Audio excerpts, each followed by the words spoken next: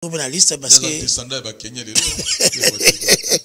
vous avez un programme, vous avez na Ouganda, na Kenya, wana Outlander yo, puisqu'on a besoin de Motabi, donc des luxe, comment on a koto. Oui. Comment une fois on a besoin de koto. Musique ya rumba, on appelle toujours betanilo, bana Kenya, bande kwa Kenya. Parce que tout le monde bango bila kuna ba Ibrahim so beta kuna danger, mais yo moko lango ozate. Non, ça dit ne tout le monde ba beti manda, ba manda mignati. Mais au final yango yo konyo suna tangu nango na air na jour nango makamu tout est dans la tangu nango. Oui. Le cours nzamba zo battre la boy, je pense que et puis le gars producteur va zo mona lelo donc ba Kenya ni surtout basé là dans programme aux allées cimetière. Donc ba Kenya yali, Côte d'Ivoire yali, Canada yali, Londres yali, États-Unis yali avec Viena Bombito, Alba Bombito. Donc voilà. Merci d'avoir de retour à travers cette émission avec l'artiste Koumouma Nation, ça nous fait tellement du bien. Nous avons parlé de Nengezo, ça a plaisir. Avant de citer, nous avons proposé cette chanson Ibrahim. Tout le monde a prestation là. Ouais, ça qui la chanson mais que qu'on en acoustique, comme beaucoup comme un rythme acoustique. Fallait nga pena kota na jipa pas mon attaque on a éliminé. Na saki acoustique na saki acoustique na pensaki na saki au moins 13 titres.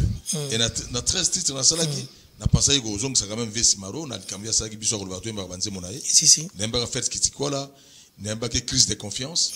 Saki des chansons et puis papa wemba na yemba qui dit coco et puis na yemba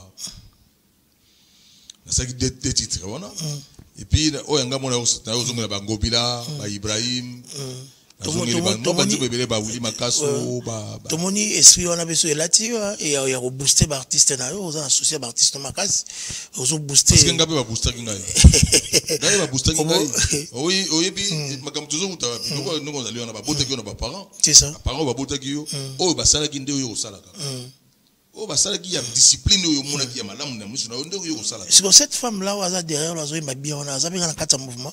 Oui. Elle chante tellement bien, elle accompagne tellement bien. Ouais.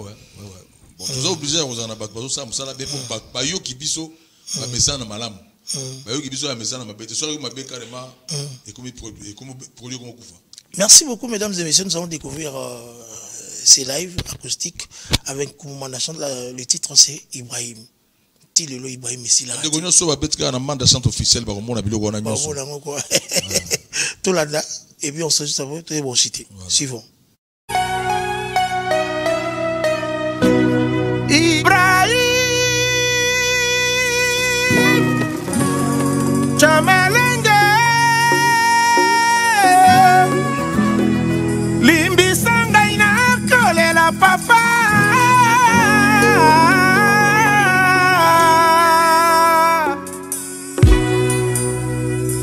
Zongeranga Christian mokwananga Aminanga Elisa no papa limbisanga na kolela nzambe Salanga na memina ngambo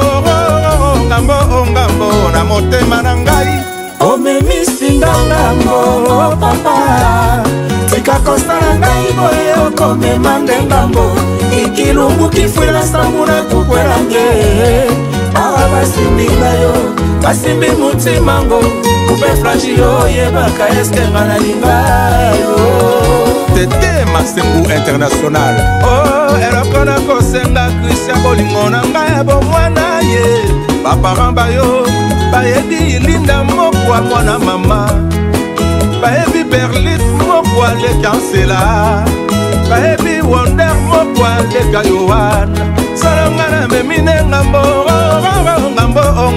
na motema na ngai Omemisinga ngambo papa Tika kosala ngai boye okomema ngambo Ikilungu kifwela sambuna kukwelange Awa basimbinga yo basimbi mutimango Kupe fragile yebaka eske ngana lingayo Maître Ig Eka Furusi Olinga na lingaka macho panda Nalingaka njerango masi Nalingaka nede mo pasa Nalingaka karli elongama Bona bapara bayo Basombela elopambo Basombela yo mituka Jean Silusie Omemisinganga mo papa